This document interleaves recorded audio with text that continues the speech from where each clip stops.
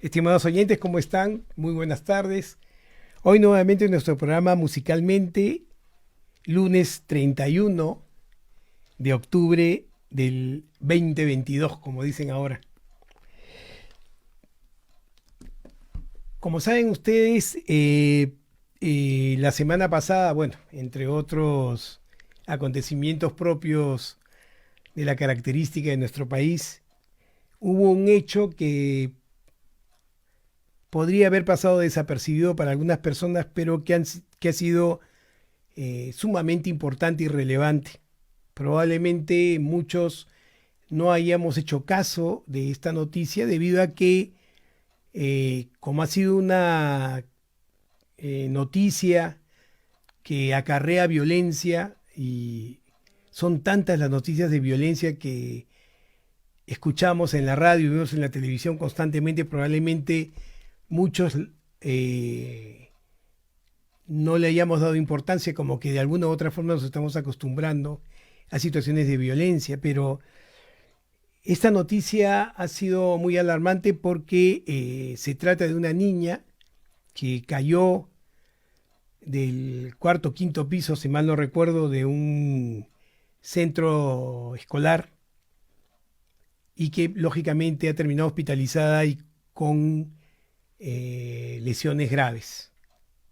Claro, generalmente cuando uno ve estas noticias dice, ah, qué pena, mira, qué situación, ¿no?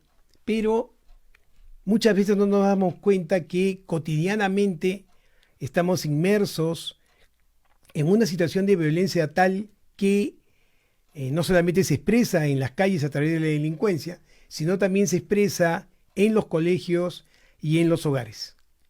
Y hoy más que nunca está sucediendo con muchísima mayor prevalencia situaciones del denominado bullying, lógicamente se dice en la escuela el bullying escolar, o también conocido como acoso escolar. Probablemente muchos de ustedes en su niñez y adolescencia, en la etapa del colegio, hayan visto estas situaciones y hayan tomado una posición determinada con respecto a cómo relacionarse con la vivencia de compañeros o ustedes mismos que de alguna u otra forma pasaron por esta situación. Pero hoy en día la intensidad y la frecuencia con que estamos encontrando estas situaciones es realmente alarmante. Y es alarmante no solamente porque cada vez es más frecuente, es alarmante también porque cada vez las autoridades y quienes deben ser responsables de afrontar esta situación abandonan su rol rector, abandonan su rol supervisor, abandonan su rol de corrección y de alguna u otra manera se hacen cómplices de estas situaciones. El sufrimiento que vive un niño o un adolescente por el acoso escolar es indescriptible. Y es indescriptible porque tenemos que entender que la mayor parte de la vida de un niño y de un adolescente justamente transita en el colegio. Y el colegio debería ser un lugar donde el niño más bien se sienta protegido, se sienta acogido, por supuesto educado e instruido. Pero ante situaciones de acoso escolar, de bullying escolar, es muy complicado que el colegio pueda cumplir medianamente con su función cuando el niño es constantemente maltratado. Y nos pasa con mucha frecuencia que cuando nos enfrentamos a esta situación o escuchamos la noticia de situaciones de acoso escolar o de bullying, lo único que vemos en la televisión es de alguna u otra forma la participación o el desfile de quienes son responsables de estas situaciones o de quienes deberían tomar previsión o deberían de planificar previsión para que esto no suceda, justificándose y culpando a otros de esta situación. Y es que de esta forma nunca vamos a poder llegar a entender qué cosa es lo que está sucediendo y qué es lo que deberíamos hacer. Y lo único que vamos a lograr es ser espectadores de una situación que es sumamente penosa y peligrosa para nuestros escolares. Esta es la razón por la cual hoy, lunes 31 de octubre, vamos a hablar sobre el bullying escolar. ¿Y qué cosa se entiende como bullying escolar? ¿Cómo lo podríamos definir? El acoso escolar es en realidad el acoso entre estudiantes, como les decía, más conocido como bullying, y es una forma de violencia que está presente en muchas instituciones educativas de nuestro país y desde hace mucho tiempo. Este es un fenómeno que se ha convertido en una preocupación de las autoridades educativas y la comunidad en general, debido, como les decía, a los niveles que este acoso está alcanzando. Pero en realidad, como ustedes entenderán, no basta con preocuparnos, no basta con horrorizarnos, no basta con dar opinión de lo terrible que es. Todos sabemos lo terrible que es.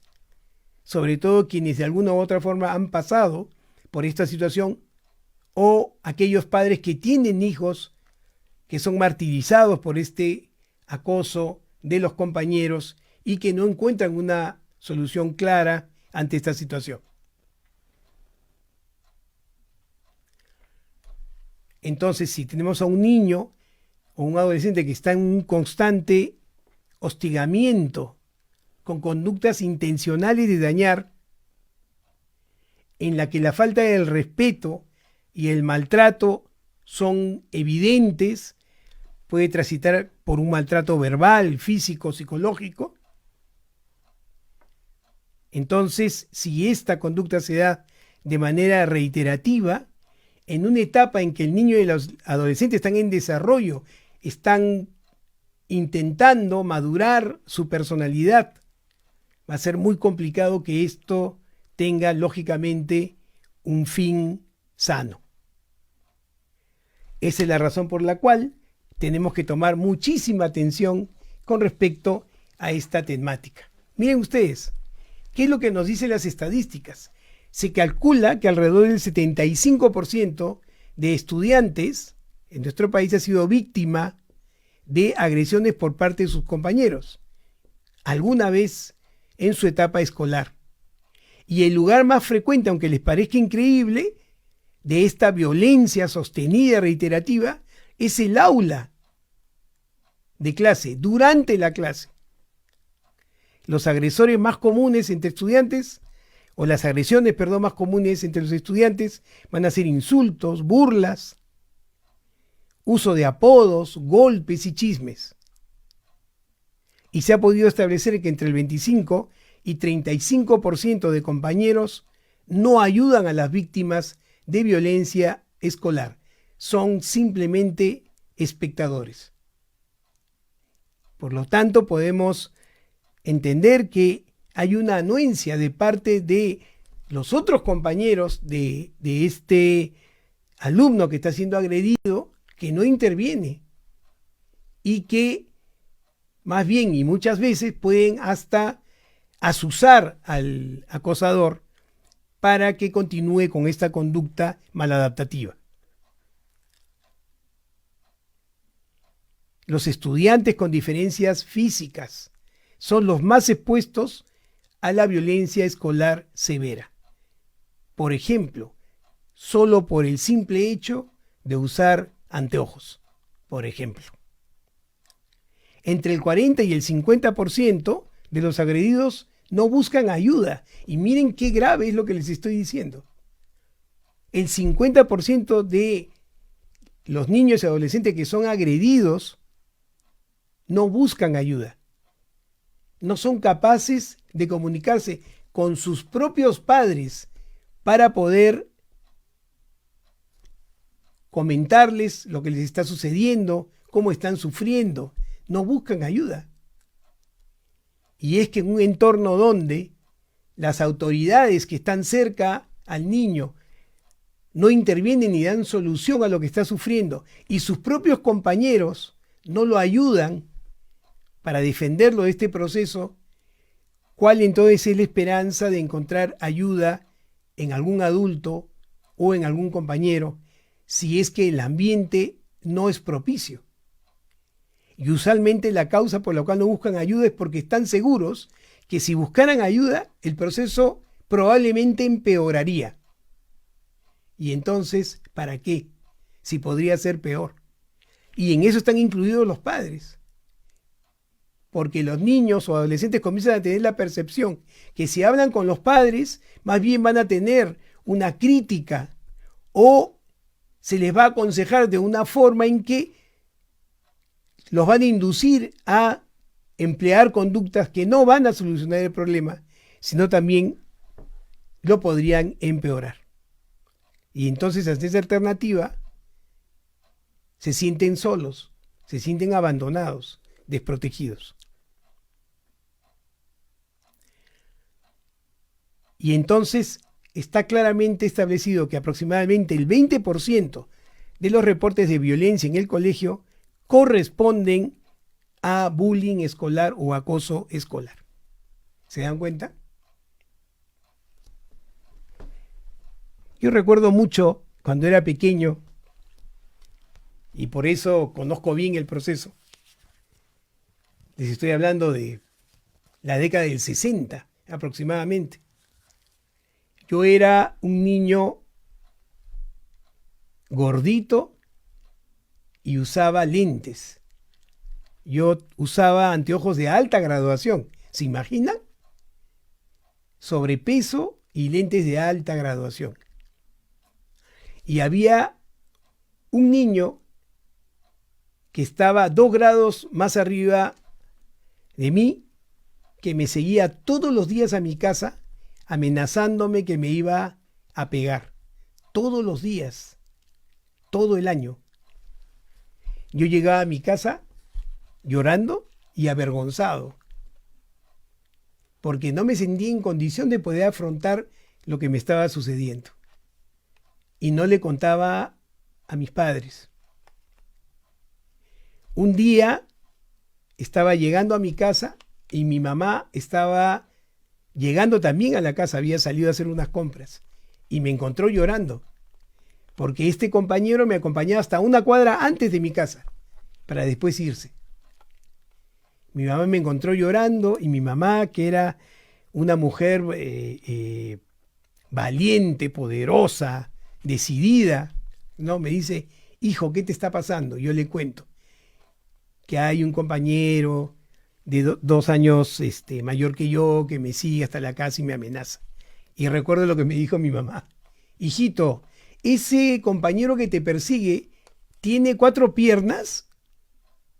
No, mamá. De repente tiene 4 brazos. No, mamá. Y mi mamá me dijo: ¿por qué no le pegas? ¿Qué les parece?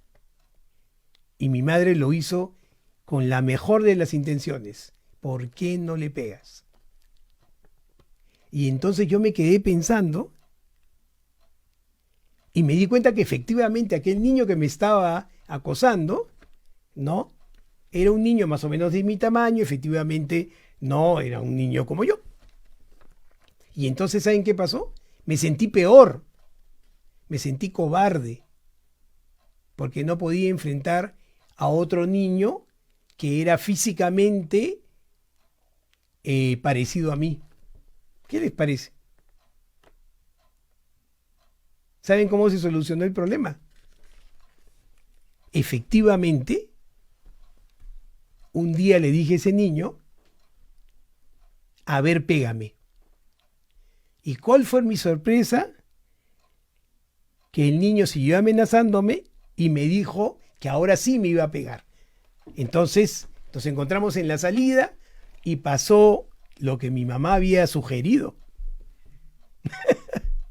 Nos agarramos a golpes, ¿no es cierto? Y el niño efectivamente había resultado más débil que yo. Resumen de la historia: en el colegio me pusieron el Loco Fernández. ¿Qué les parece? Y las molestias se multiplicaron. Ese fue el resultado. ¿Alguien se enteró? ¿Alguna autoridad intervino? No. Entonces, esos son los procesos que les digo son importantes entender. ¿Cuán solo se puede sentir un niño? ¿Cuán desprotegido se puede sentir? Y la sensación de que no importa lo que haga, no se va a resolver. Y con esta introducción, contándoles lo que me pasó a mí, puedo referirles que existen fundamentalmente dos tipos de acoso. El acoso directo, que es la forma más común a través de insultos y humillaciones, el empleo de apodos o apelativos denigrantes, peleas y agresiones físicas. Y les cuento que este tipo de acoso es más frecuente en los varones. También existe el acoso indirecto, que se caracteriza por propiciar la exclusión social de la víctima a través de amenazas, la difusión de rumores escritos o verbales, como por ejemplo a través de la difusión de mensajes ridiculizantes o calumnias que alejan o inhiban su participación en grupos. Ahora el Internet se ha vuelto la vía regia para poder realizar este tipo de acosos, pero además se puede hacer directamente. Y les cuento que este tipo de acoso, donde ignorar al otro, separarlo de los grupos, generar chismes de cosas que no son reales, se ha visto que es más frecuente en mujeres. ¿Qué les parece? Pero el resultado es el mismo. Desgraciadamente, el resultado es el mismo. No hay que pegar para agredir. No, señores. No es necesario. Y entonces, como les digo, se use una u otra modalidad, también podemos dividir el acoso por las formas en que se realizan. Y entonces puede uno recibir acoso por maltrato físico. Como les había dicho, pegar, empujar, patear, dar de puñetazos, esconder, robar, romper objetos, obligar al niño o al adolescente a hacer algo que no quiere. O puede ser verbal, insultar, poner apodos, hablar mal de alguien, difundir rumores falsos, amenazar, burlarse de la forma de hablar de otros, etc. O como les decía, la exclusión social, ignorar, la famosa ley del hielo, discriminar, no dejar participar en los juegos colectivos, rechazar al niño o el adolescente. Y hoy lo que, no hemos sufrido nosotros y sufren ahora nuestros hijos, nuestros niños, es el ciberbullying. Intimidar utilizando el celular o el internet, correos electrónicos, página web, redes sociales. Por ejemplo, colgar imágenes comprometedoras o datos que perjudiquen o avergüencen a la víctima, o dejar comentarios ofensivos en fotos, o enviar mensajes amenazadores por correo electrónico o redes sociales. Como alguna vez me dijo un paciente: doctor, me han arruinado la vida. Han dicho en las redes que soy una mala persona y que soy un corrompido, y yo no soy nada de eso. Pero ¿cómo borrar entonces ese rumor? Ahora también podemos dividir el acoso en contenidos, y como ustedes comprenderán, sabiendo cómo es nuestra sociedad, existe el maltrato, el acoso o bullying homofóbico, o el bullying de origen cultural o racial. Díganme, por favor, quiénes no han sufrido o han escuchado de estos tipos de acoso. Pero ustedes me dirán, y he escuchado a muchos padres: no, doctor, eso pasa normalmente con los chicos, se pelean, se insultan, no hay problema. Eso les permite madurar, eso les permite ser más hombres en el caso de los hombres. Y muchos padres no se imaginan que también sus hijas podrían estar pasando por bullying, como el caso del que les acabo de conversar al iniciar el programa.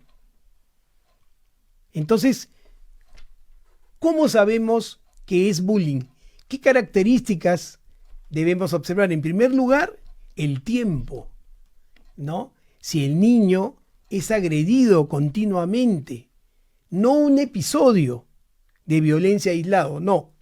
Estamos hablando de un acoso que se repite constantemente a lo largo de un periodo largo de tiempo. O un desequilibrio de poder que implica una desventaja en la que el agresor es más fuerte, ya sea por una condición real, física, que se percibe o de manera subjetiva, y que la víctima no tiene capacidad de defenderse. Y por último, la intencionalidad. El agresor escoge deliberadamente a su víctima.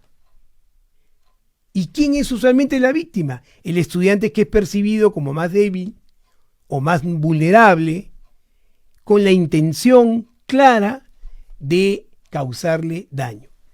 Entonces, si nosotros observamos conductas que son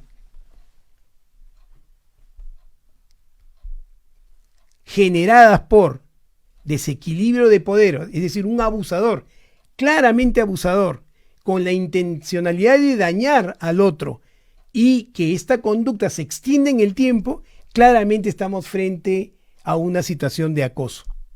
¿Se dan cuenta? Esto es bien importante porque nos ha pasado muchas veces que en la consulta hemos encontrado padres que normalizan, ¿no?, la posición de agresión de su hijo, pensando que su hijo que hace bullying o acosa a sus compañeros es un líder, es el más hombre de todos,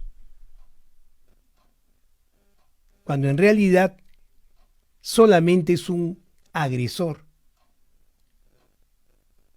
¿Se dan cuenta? Y entonces nos pasa con frecuencia esto, confundimos los procesos, pensando que es una competencia leal en los niveles de socialización entre los niños entre 10 y 12 años. Y en realidad es un acoso. Y entonces, ¿cómo podemos identificar al agresor? La pregunta sería, ¿quiénes entonces participan en el bullying? En primer lugar, lógicamente, los agresores. ¿Estamos de acuerdo? Que usualmente son estudiantes que disponen de mayor poder por su tamaño, fuerza física, su estatus en el grupo, la edad, entre otras condiciones. Lo segundo, estos agresores usualmente tienen una impulsividad, una irritabilidad, una progresión hacia las conductas agresivas, hacia las conductas violentas. Y lo que es más importante, son personas que no han desarrollado la capacidad de empatía y menos aún reconocen a sus víctimas como iguales. Miren qué grave. Si yo no tengo empatía, que es la capacidad de ponerme en el pellejo del otro, ¿no? Poder determinar cuánto sufre, cuánto daño le estoy generando. ¿Cómo voy a detener mi proceso si ni siquiera considero que es igual a mí? Considero que es un inferior. Y entonces estoy convencido que maltratarlo es lo que se merece. ¿Se dan cuenta? Entonces, ¿cuál es el resultado? Que no se responsabilizan por sus conductas. Y por lo tanto, tienen la convicción de que lo que están haciendo está bien. Mientras este agresor esté respaldado,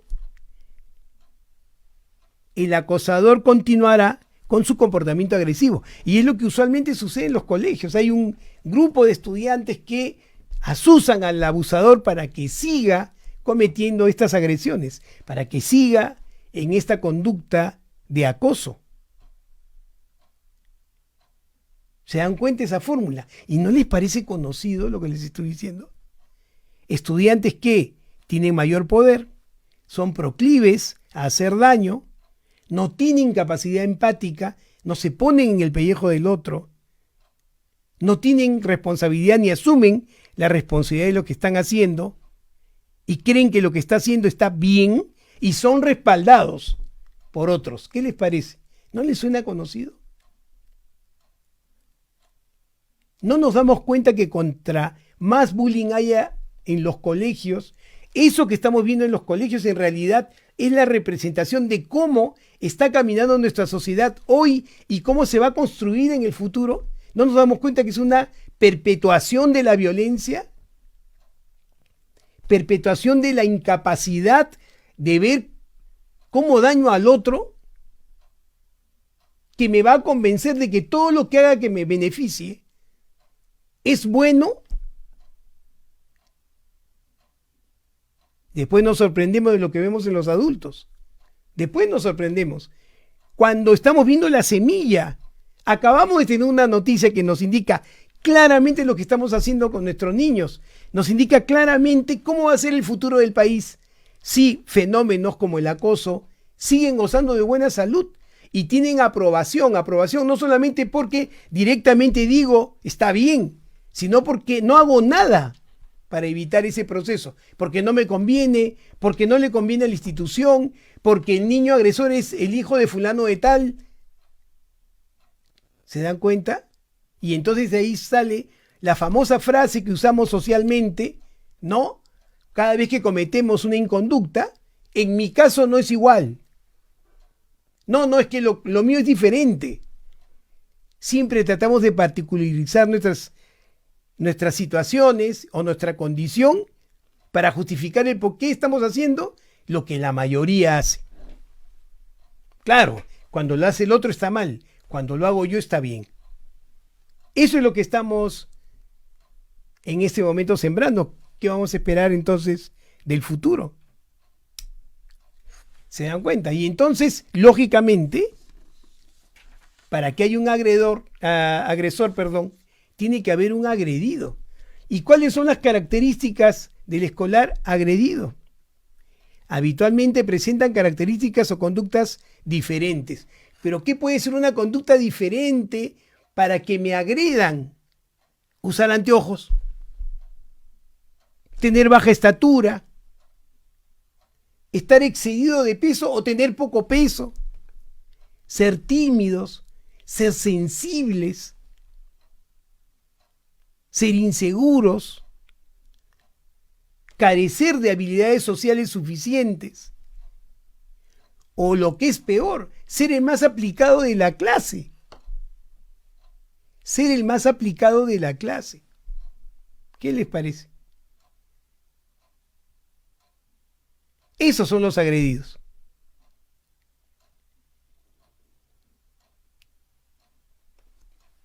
Entonces el agresor siente que estas condiciones son propicias, pues, para agredir a estas personas, ¿no es cierto?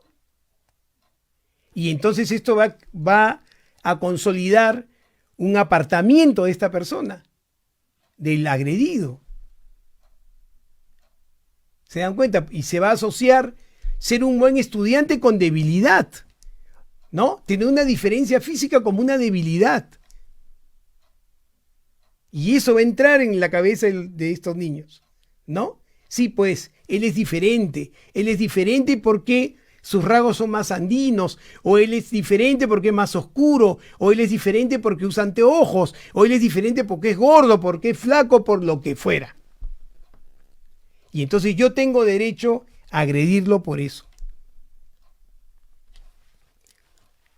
Y está el tercer grupo de los que participan, que es el peor de los grupos, que es aquellos que solo observan.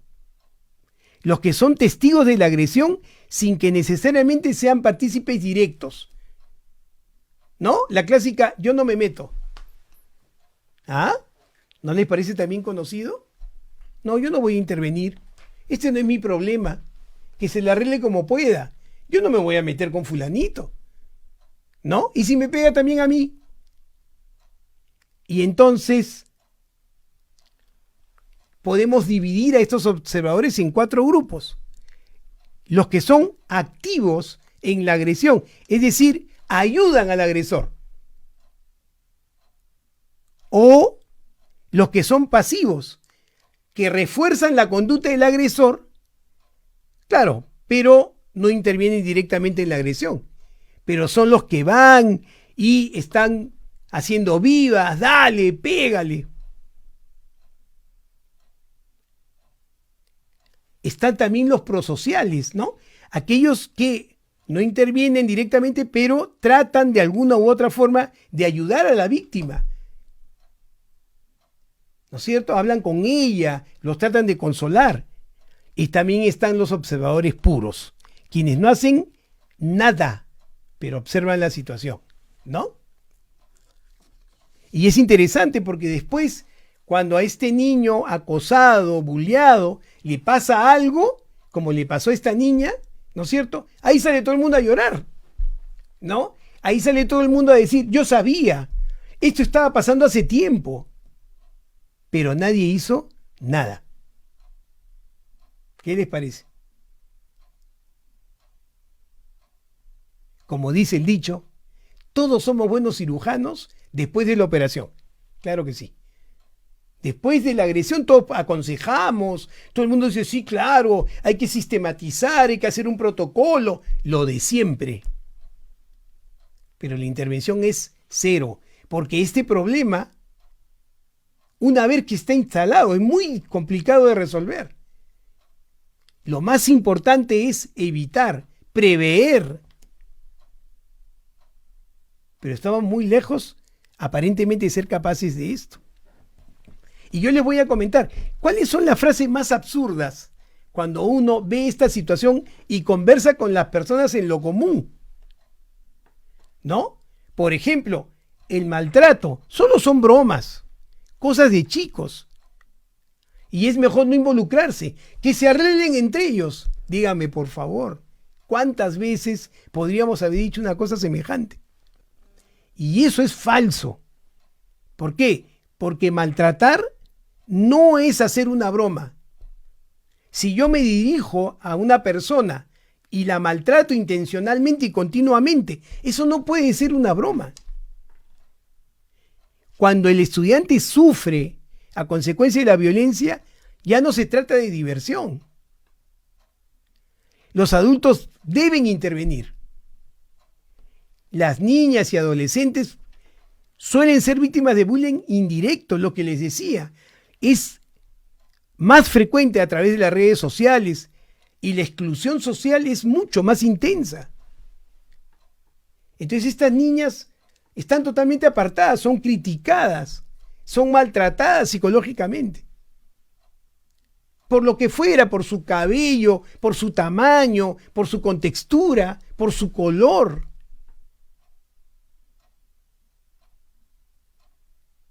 Y entonces, si ven que eso es común, salen a su ambiente social y ven que existe efectivamente esos parámetros de exclusión, ven la televisión y confirman efectivamente que existen estos parámetros de exclusión, o están comiendo con sus padres y sus padres hacen comentarios negativos del gordito, del negrito, de ¿qué cosa quieren?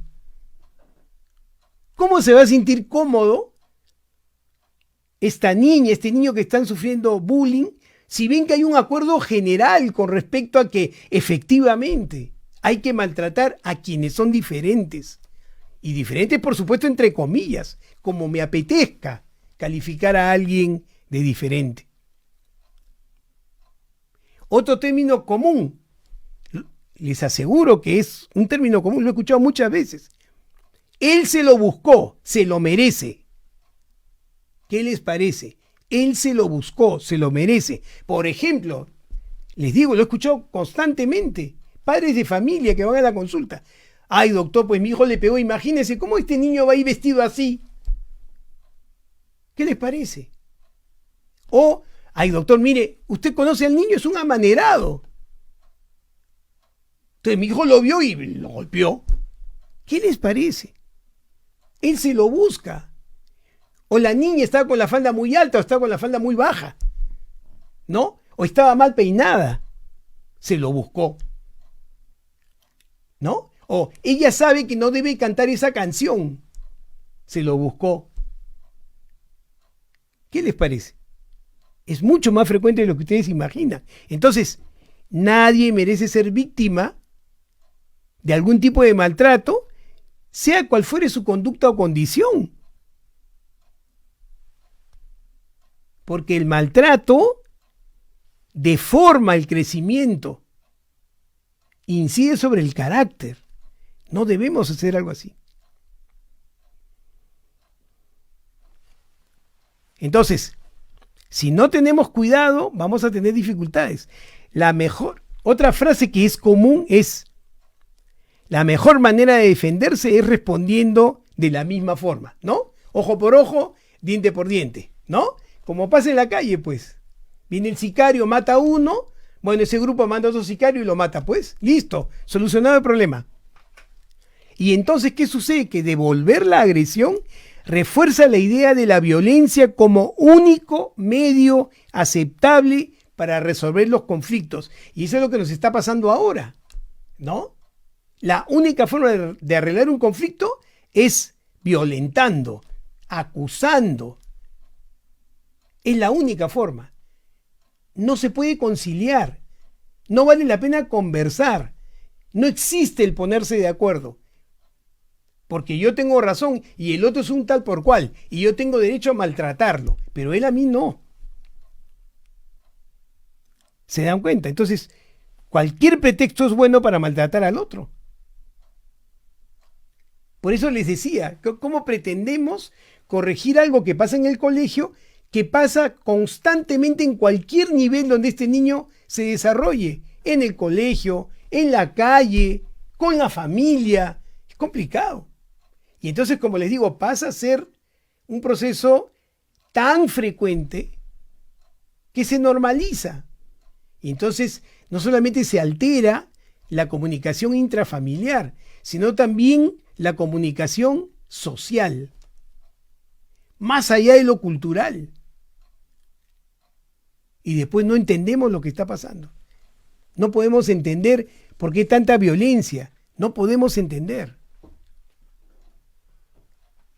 Muy bien. ¿Cuáles son las consecuencias? Para la víctima, es obvio, ¿no es cierto? Lo acabamos de ver. Pérdida de confianza en sí mismo y en los demás. Baja autoestima, baja autoconcepto. Le repiten tantas veces que no vale la pena, le repiten tantas veces que es feo, que es fea, que es gordo, que lógicamente se instaura una percepción de uno mismo negativa. Y lo que es peor, no solamente negativa, sino que no se va a poder cambiar. ¿Eso sobre qué va a incidir? Sobre el rendimiento escolar. Si yo no sirvo para nada. Y entonces tendré constante miedo al rechazo en la escuela. Y cuando salga de la escuela, voy a tener miedo al rechazo en cualquier contingencia. ¿Y eso qué me va a generar? Ansiedad, depresión. Y lógicamente, en casos extremos, intentos suicidas para acabar con ese sufrimiento. ¿Qué les parece? Es mejor morir que vivir así. ¿Se imaginan a un adolescente o un niño pensando de esa forma? ¿Qué cosa estamos haciendo nosotros que generamos en los niños semejantes pensamientos? Todo esto se asociará entonces a que cuando el niño adolescente ve su futuro, ¿cómo lo va a ver? Terrible. Es un futuro incierto, sin luz hacia adelante. Y entonces comenzaré a alterar aquellas cosas, escuchen bien, que están bajo mi dominio. ¿Qué no está bajo mi dominio si soy agredido? Que me maltrate, mis propios procesos psicológicos. Pero yo sí puedo dominar lo que como. Y entonces comenzaré a tener trastornos alimentarios. Me agarraré de algo que sí puedo hacer, dejar de comer o comer demasiado. ¿Se dan cuenta? Una complicación común, trastornos alimentarios en niños o niñas que sufren acoso escolar o bullying escolar. Y pasan con frecuencia, y los padres que tienen niños con estas características, ¿no? Papá, cámbiame de colegio, o ya no quiero ir al colegio, o ya no quiero estudiar, o me aíslo, quiero estar solo, solo quiero estar en mi cuarto. ¿Qué pasa con el agresor? Porque también hay consecuencias para el agresor, ¿no? El agresor usualmente tiene bajo rendimiento escolar, obviamente suspensiones frecuentes del colegio, aprende a usar la violencia para resolver conflictos o lograr objetivos. Y si la familia no interviene, eso es, por supuesto, reforzado.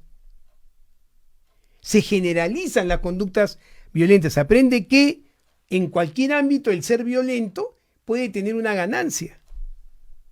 Y entonces va perdiendo la sensibilidad, escúchenme bien, el agresor va perdiendo sensibilidad al sufrimiento. Y entonces el ver sufrir a los demás ya no lo va a conmover. Y esto es, como les decía, la pérdida de la empatía. Y entonces tendremos después adultos que infringen la ley, porque son insensibles al sufrimiento del otro, y infringen la ley con corbata o con gorro. Es lo mismo. Es lo mismo. ¿Qué pasa? ¿Qué le pasa a los espectadores? También comienzan a ser insensibles a las agresiones cotidianas y no reaccionan al sufrimiento del otro, no intervienen, no es mi problema, que sufra. Pero también los que quieren ayudar y no se atreven van a tener sentimientos de rabia, impotencia y culpabilidad por no saber cómo ayudar a la víctima. Y poco a poco, sea la condición o proceso que vaya yo a tomar como espectador, claramente mi tolerancia a la violencia va a ser cada vez mayor. Y entonces comenzaré a pensar como espectador que efectivamente el ser violento, ¿no?, me da prestigio social. La mejor manera de subir es violentar. ¿Y qué pasa para la comunidad educativa? ¿Qué pasa para el sistema escolar? ¿No? No se puede desarrollar adecuadamente la labor educativa, se afecta la convivencia escolar obviamente, hay una sensación constante de impunidad cuando no se interviene para detener el maltrato y la pérdida de autoridad de los docentes y directivos de la escuela. Y entonces uno comienza a decir, estos niños son unos malcriados, pues no respetan al profesor. Pero si no hay un respeto mutuo entre ellos y las propias autoridades no generan ese respeto, ¿por qué respetar a las autoridades? ¿Qué les parece? Entonces, eso es lo que está pasando. Al tomar una posición en la que de alguna u otra forma somos espectadores, no solamente quienes están en el colegio, sino también nosotros mismos, al ver esto con pasividad, ¿no? Que ante una noticia como esta, lo único que podemos decir, qué pena, pobrecita. Nada más. Qué barbaridad. Y volteamos y no nos damos cuenta que está pasando en nuestra casa, con nuestros hijos, que pueden ser agresores o agredidos. ¿Qué les parece? Acá nos escribe Melissa en el Facebook. Dice, yo le decía a mis profesores cuando me hacían bullying y nunca hacían nada. Más bien se llevaban bien con mis agresores y en ciertos casos los defendían. ¿Qué les parece? ¿Qué les parece que es impresión?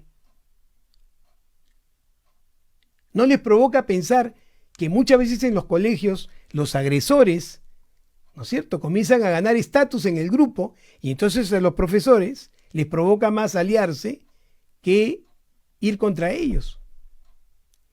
Nos dice José María Arzola, buenas tardes, doctor Fernández. A mí me acosaban en primaria cuando tenía 7 u 8 años de edad. Por suerte para mí el problema se resolvió cuando comencé a ignorar al chico que me molestaba a diario. ¿Qué cree que lo motivó a no comenzar a agredirme? Perdóneme que está cortado. Ajá. Físicamente, además de verbalmente, cuando ya no le hacía caso. Claro, es que el victimario necesita el gozo del sufrimiento del otro.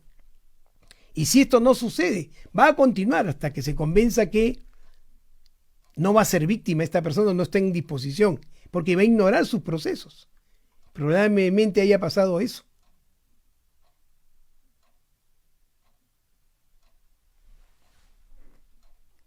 Nos comenta Pilar, los padres son buleadores cuando piensan que no pasa nada. ¿Qué les parece? ¿Podríamos estar de acuerdo con esa afirmación? Entonces, ¿qué hacemos? ¿Qué debemos hacer? Les digo, la prevención es lo más importante. Es lo más importante. Debemos procurar desarrollar actividades que contribuyan a incentivar la empatía y la solidaridad a través de juegos, canciones. Eso se tiene que hacer desde el nido. Cuentos. Los cuentos son un recurso espectacular, donde de alguna u otra forma se puede valorar las diferencias, identificar las conductas, las actitudes intimidantes, los sentimientos. Esto lo pueden realizar los profesores en una correspondencia binomíaca de confianza entre ellos y los niños, para que sepan que sí se puede vivir en armonía, que sí se puede tener al otro como parte de la propia vida de uno, y que el estar juntos en empatía puede generar mucho mayor felicidad. ¿Se dan cuenta? Y que las diferencias pueden existir, pero no nos hacen mejores ni peores que el otro. Y poder respetar esas diferencias. ¿Se dan cuenta? Poder ser tolerantes, empáticos, adecuados. Pero eso es desde pequeños. Y esto debe traducirse también en la casa.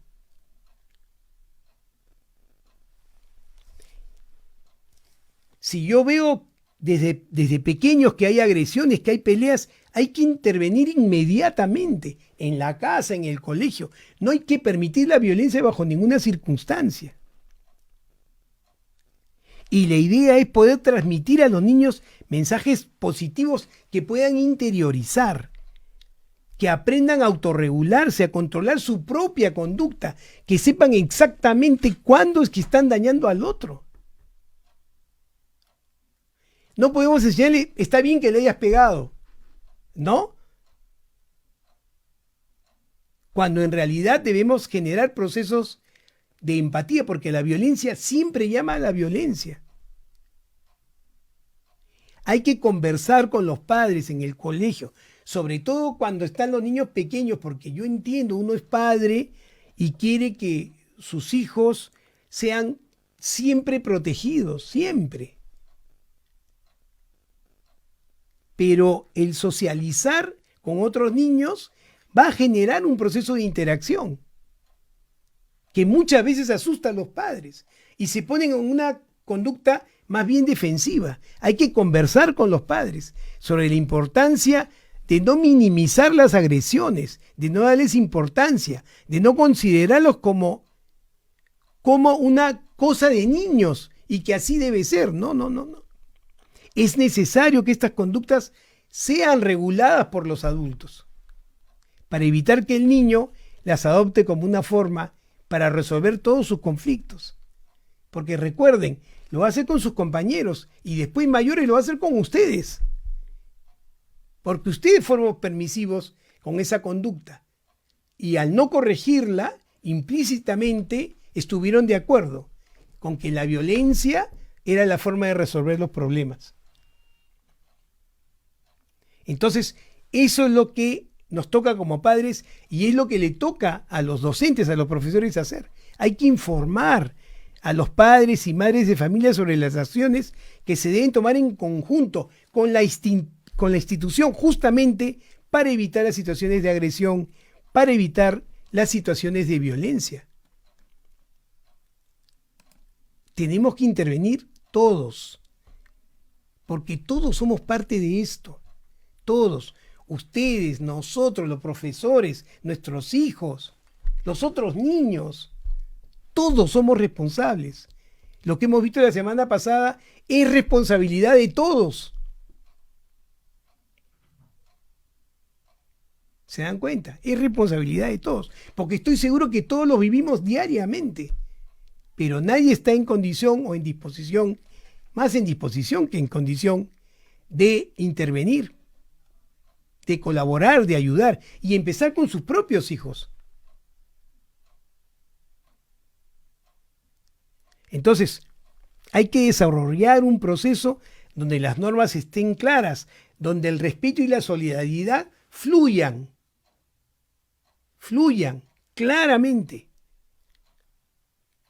Las pautas de crianza de los padres deben estar dirigidas a eso justamente, a que haya una disciplina positiva, ¿no es cierto? A que haya un reforzamiento en los niños de las cosas que hacen bien. No pensar que no lo voy a felicitar por lo que hace bien porque eso lo tiene que hacer. No, señores, la forma de que fluya una conducta adecuada es justamente estimulando positivamente esa conducta. Hay que premiar por lo bueno. Y hay que ser consistentes al intentar corregir conductas agresivas que solo van a generar en el niño justamente conductas inadaptativas. Recuerden ustedes, cada vez que un niño es maltratado, un niño maltrata a otro niño, está moldeando su conducta y está moldeando su personalidad. No podemos esperar que un niño que crece en un ambiente violento no lo sea de adulto. No podemos esperar que los niños que crecen con anuencia cuando son violentos respeten a la autoridad cuando sean adultos. No se puede esperar eso. Entonces, la responsabilidad es de todos. Es de todos. Dígame si cuando ustedes ven la noticia y sale, como les decía al principio del programa, las autoridades, ¿no? Sale el director del colegio, el profesor del colegio, sale las autoridades del Ministerio de Educación. ¿Para qué salen? Para justificarse, para decir, no es mi responsabilidad. Nosotros ya mandamos las normas, ¿no? O los profesores, nosotros siempre estamos atentos. O el director, no, si hay una política de respeto. ¿Y qué pasó ahí? ¿Se dan cuenta? En vez de decir, vamos a ver qué cosa ha pasado, hay que poner las babas en remojo, en qué nos estamos equivocando, en qué podemos ayudar, qué podemos modificar para que estas cosas no sucedan, qué podemos hacer para que nuestros niños crezcan de manera saludable, justamente para poder construir un mejor país. ¿Se dan cuenta? Y eso es labor de todos, es labor de todos. Y el Ministerio de Educación tiene que ser el ente rector. Tiene que ser el ente rector. Pero para que el Ministerio de Educación pueda ser el ente rector, necesitamos personas capaces, entrenadas, que sepan lo que están haciendo. Como debe ser en cualquier proceso del ser humano, quien se encargue tiene que ser el que sepa. Y solo así podemos obtener en una decisión social donde las autoridades educativas puedan orientar, sepan lo que están haciendo, donde los padres puedan comprender y colaborar con sus hijos y donde los hijos puedan tener la confianza de poder expresar a los padres lo que les está pasando. Solo así vamos a poder lograr vencer este mal que nos acompaña hace años y que podemos ver los resultados de no intervención en cómo estamos en este momento en el nivel de violencia. Cómo estamos en este momento en cómo el adulto mira al otro, la insensibilidad al ver sufrir al otro. Eso, por supuesto que puede cambiar y está en manos nuestras. No esperemos que alguien mágicamente corrija esto. No, está en manos de todos. Esa es la idea. Ya, tomemos esta enseñanza de de las situaciones que estamos pasando, porque las dificultades nos enseñan a poder definir dónde está el problema y a poder implementar soluciones para ese problema. Aprovechemos para aprender y tomar previsión. Miren ustedes lo que ha pasado con el COVID. ¿Recuerdan? ¿Recuerdan? Empieza el COVID, no sabíamos qué hacer. No había plan de contingencia. La gente se murió. ¿No es cierto? Las autoridades tanteando, no tenían claro qué hacer. Es verdad que era un virus que no conocíamos. Pero ¿qué ha pasado? Conocimos el virus y el virus se atenuó. Y díganme ustedes, ¿qué cosa ha cambiado en salud en nuestro país que nos permita decir, mira, ya aprendimos? No ha pasado nada. Mañana llega otro virus y nos va a pasar exactamente lo mismo. Es decir, no nos ha movido ver el dolor de los demás, ver cómo la gente se muere, ver a la gente haciendo cola por oxígeno y morirse parados esperando obtener algo que deberían tener por derecho. ¿Ya estamos listos para la próxima vez? No. Seguimos pensando que esto se va a arreglar espontáneamente, sin que haya conocimiento, responsabilidad, sin que haya una estructura de salud que permita hacer cambios. Imagínense en educación. ¿Se dan cuenta? Seamos responsables todos. Busquemos soluciones conjuntas. Bueno, les mando un fuerte abrazo. Hoy se celebra el Día de la Canción Criolla. Yo crecí con la canción criolla, con Augusto Polo Campos, con el Sambo Cabero. Yo vi el nacimiento de esas canciones que ahora nuestros hijos cantan en los estadios, con sentimiento, pero no sé si con internalización. No sé si es solo la emoción o es que están entendiendo lo que realmente significa ser peruanos. Aprovechemos hoy día y mañana para tener un momento de reflexión sobre qué significa ser peruano. Y que esto traiga como fruto veloz, rápido y pronto la posibilidad de mejorar nuestro país, responsabilizándonos todos en nuestro trabajo con la familia y con nuestra sociedad. Que tengan una linda semana. Gracias por estar ahí.